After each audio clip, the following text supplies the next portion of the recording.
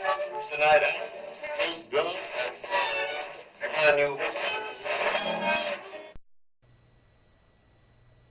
Hey there, YouTube. SkepticalRoot.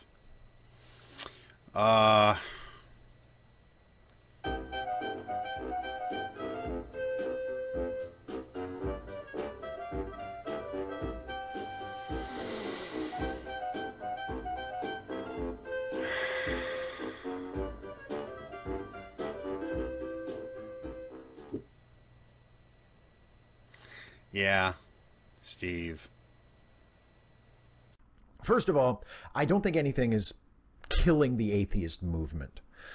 But I do think there are some things holding the atheist movement back. And what is holding the movement back from making that progress? Well, in the minds of some people, one of the things holding us back is that it's too difficult for atheists to get along. We fight amongst each other too much. We have too many inter-atheist squabbles. And that keeps us from focusing on the big picture issues and making progress. What is the atheist movement? What's the goal of the movement?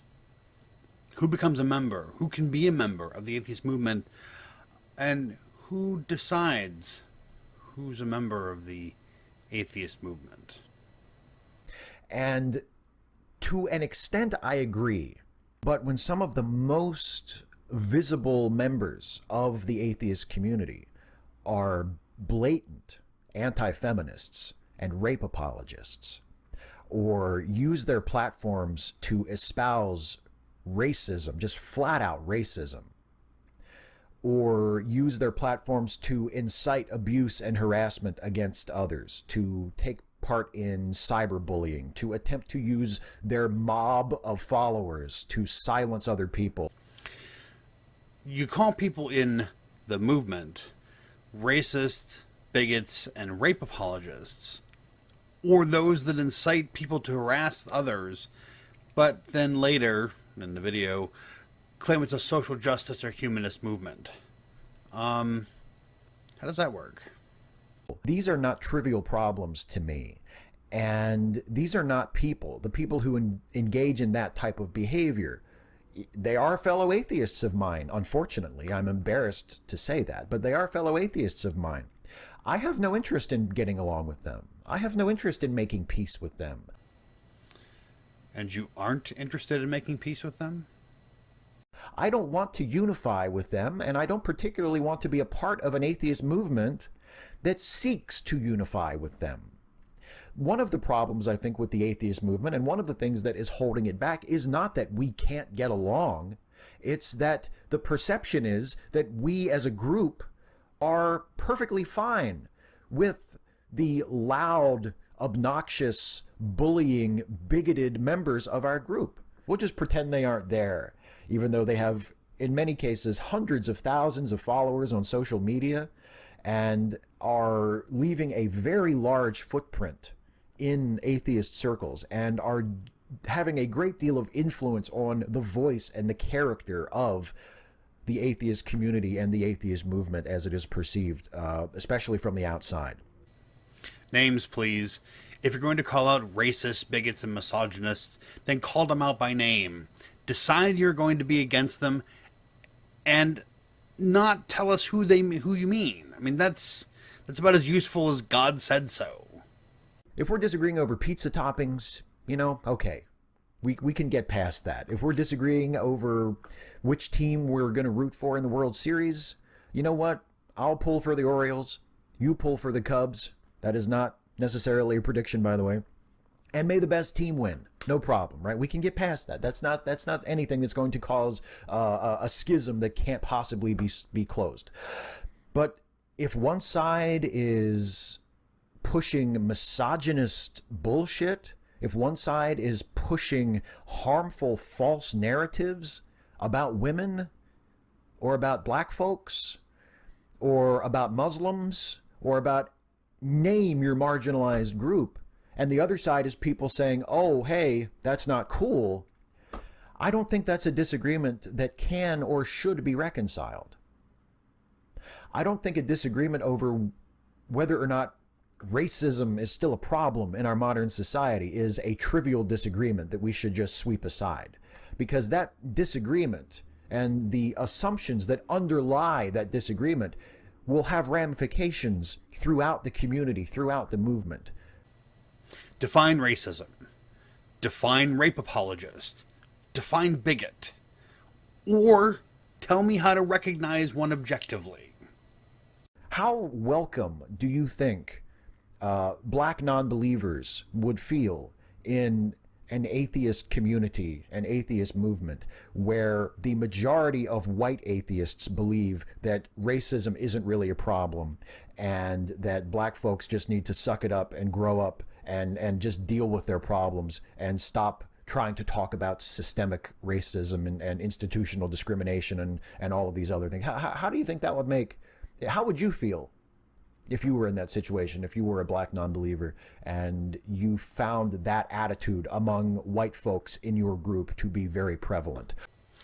How do black non-believers feel when they meet people that don't agree with them? Ask them. Your hyperbole isn't useful. How can I know how other people feel unless they tell me how they feel? But more importantly, why should I care? Or at least, if not prevalent in terms of the number of people who hold those attitudes? Look, systemic racism probably doesn't exist in the US any longer. That doesn't mean that marginalized people still don't experience racism, even in official capacities. You can't truly know if something is racist or coincidental in individual cases. Come up with a way to tell with reasonable certainty before declaring it to be the case. At least a very loud portion of your movement was trumpeting that attitude, or was nodding their head. We're nodding their heads and we're saying, yeah, that makes sense to me. Or when you bring it up to them and when you say, hey, you know, I'm kind of worried about this atheist over here with the big YouTube channel who is saying that racism isn't a problem and that black people shouldn't really talk about it, or that black people need to just, you know, not stop trying to get everybody to talk about racism, all that. That really bothers me. And you bring that up to maybe one of your white atheist friends and they say, that's no worry about it, no big deal. Stop, let's talk about something important. How does it feel to white men involved in the atheist movement when they are told by rather loud feminists that they are the problem? Is volume a problem in the movement, or is it only the people that you don't like that need to shut up? How do you think that would make you feel? Or if you were a woman and you tried to raise the issue of sexism in the movement and you were constantly shushed, or your concerns were minimized, or people were pointing out things like, oh, well, but there's a woman who's the head of this organization, and what about this YouTube channel is owned by a woman and she's really popular in the atheist community. So see, I think you're worried about nothing. Most atheists are men. Does that mean that because they're the majority, therefore they are the problem? Is the lack of female participation in the movement the result of misogyny, or the fact that more men are willing to say they don't believe in gods? Is that why white people are often targeted as the problem in many social justice movements? How do you think that would make somebody feel? How would you feel if you were in the situation of that hypothetical woman? And how would you feel if someone said, you know, you're just sowing conflict. You just need to learn to get along with people. You need to learn to be more tolerant of disagreement. Speaking of false narratives, there's a false narrative I've had my fill of. The idea that the source of the conflict between the so-called SJW types in the atheist movement and the so-called alt-right types, or the more, what I would call the toxic faction, that the source of it is just, well, the SJW types, they can't handle disagreement. Everyone who disagrees with the social justice types is not fucking right-wing ideologue. Most atheists, about 69%, identify as Democrats and 56% identify as liberals. The alt-right is a small minority of atheists, and probably an even smaller minority of the activist type of atheists.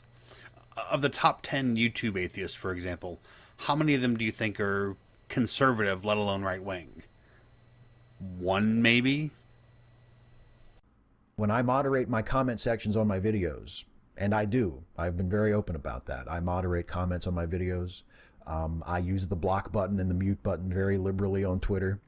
And when I use those functions to screen people out of my platforms or to ignore people who I have decided I don't want to talk to or I don't want to hear from, I've never done it just because someone disagreed with me. I have done it to people who disagree with me about stuff, but never for trivial disagreements.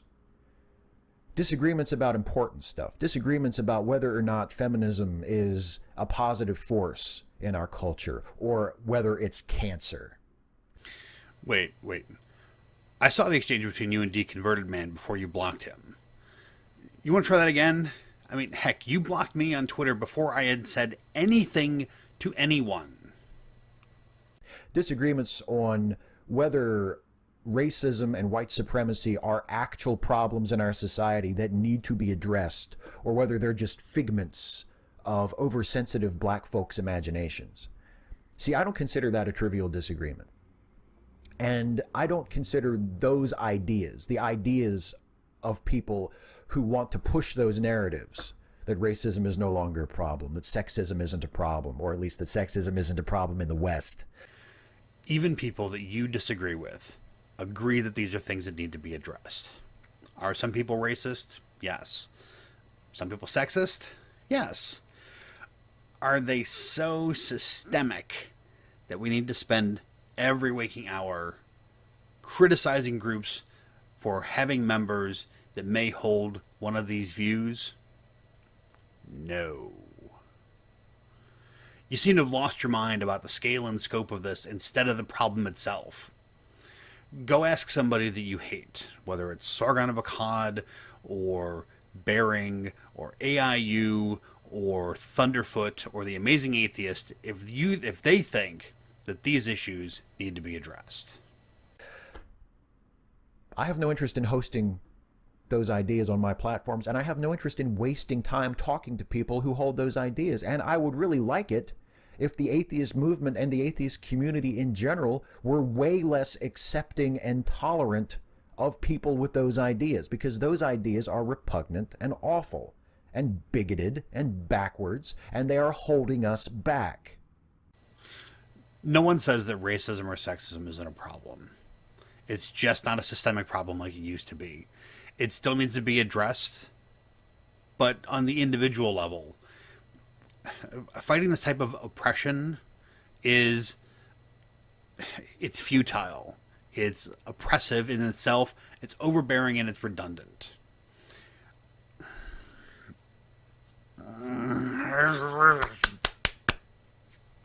Now that the system is no longer broken, we need to work on the parts that make it up to make sure that those are working correctly too.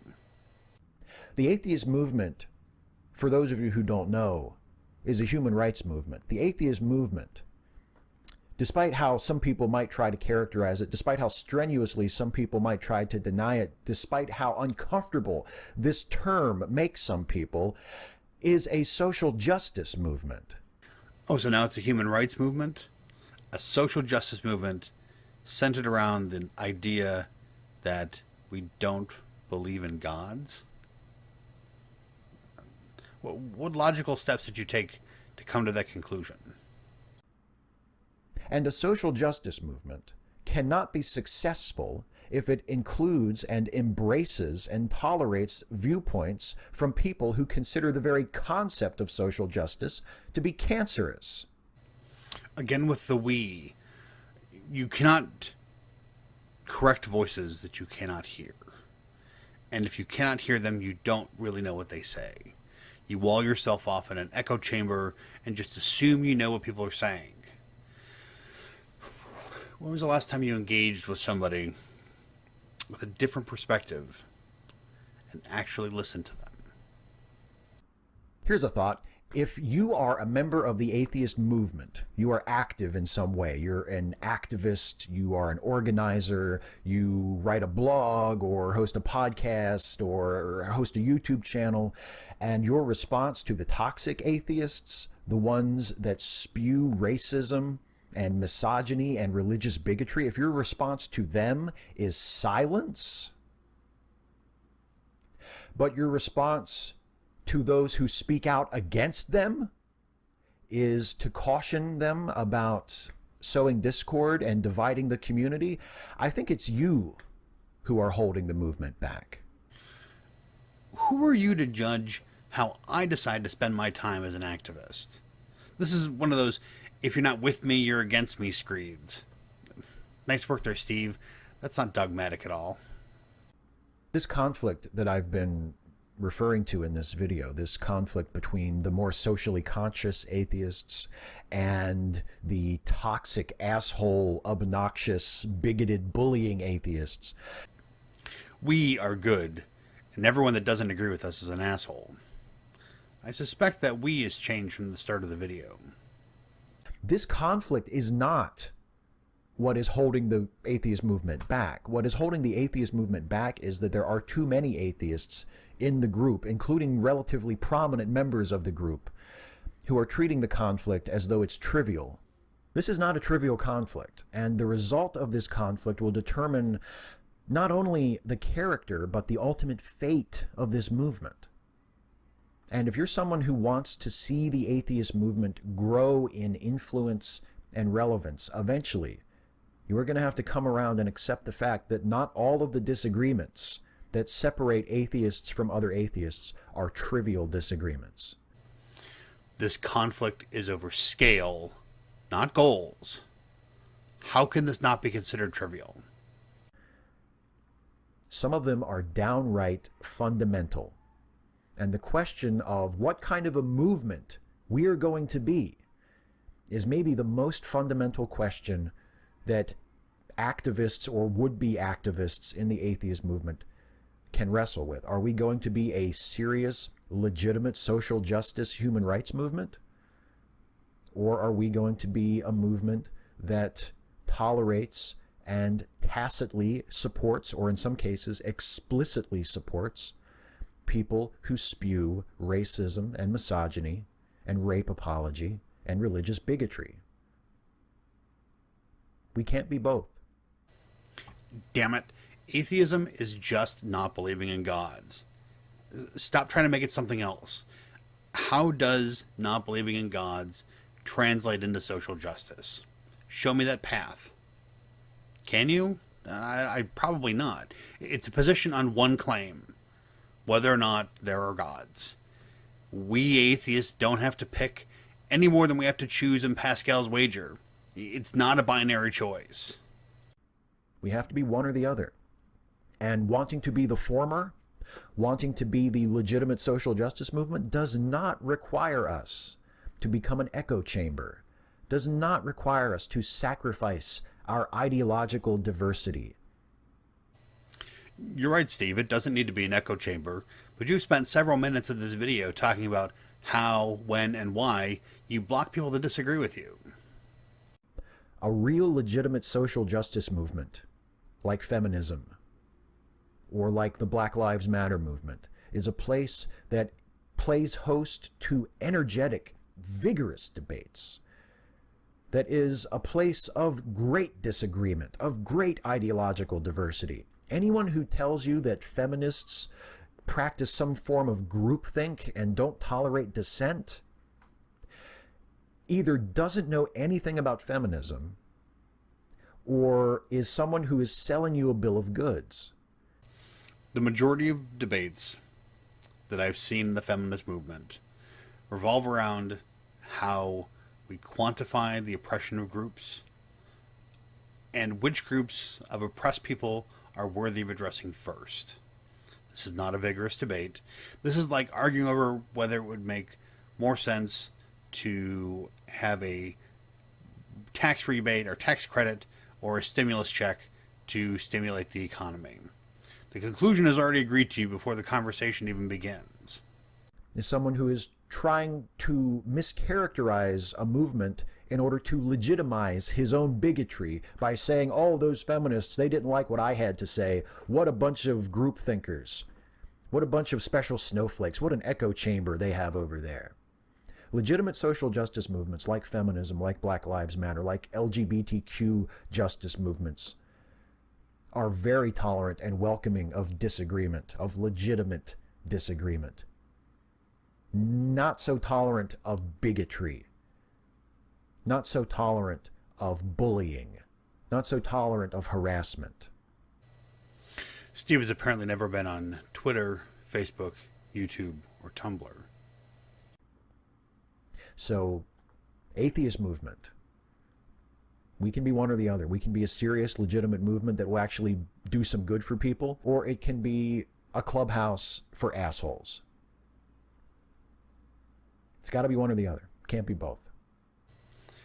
Anyone who isn't a feminist is a bigot? Does that mean anyone who's not part of BLM is a racist? And it's not just the assholes that are holding us back, although the assholes are definitely doing a lot of the heavy lifting there. It's also the people that make excuses for the assholes and that tell people to stop complaining so much about the assholes. You're causing too much conflict. You want to know what's holding back atheism? I don't know if anything's killing it quite yet, but you want to know what's holding it back? The assholes and their apologists. That's what's holding it back. Steve, I gotta say, you come across as such a dick in your videos. You're accusatory and biased and dogmatic, especially when it comes to social justice concepts. You aren't so bad when you're talking to real people who are there live with you and engaging in discourse when you have disagreements with them. Not that you'd ever actually talk to anybody anymore that might actually disagree with you, but I digress. When it's just you and the camera, you forget that you're talking to... I feel like you forget you're talking to people, and you turn into this angry zealot who thinks people who are outside your echo chamber are stupid assholes who'd be better off silenced or dead. Because that's what a humanist would say. All right, that's it. Thanks, everyone. Like, comment, share, and subscribe. I saw this video and it just... You can't tell it made me a little mad. So, thanks, everyone. Goodbye and hello, as always. If it doesn't,